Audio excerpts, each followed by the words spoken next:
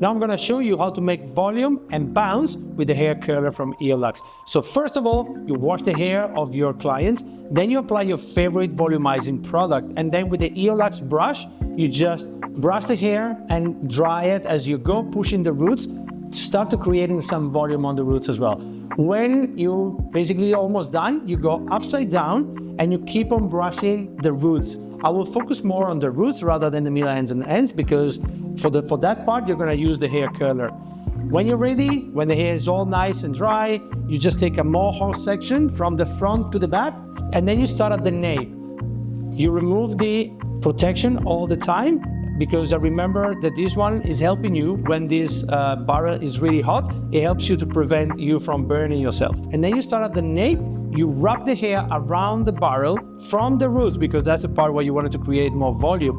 And then you keep on going up and down, allowing the hair to get the round shape. When you get closer to the roots, you go to the cold shot and you let it cool down for like 5 seconds. And then you remove the hair dryer and the hair curler, and you pin it. And you do the same thing all the way to the front. And then on the side, you just do 2 sections using the same exact technique.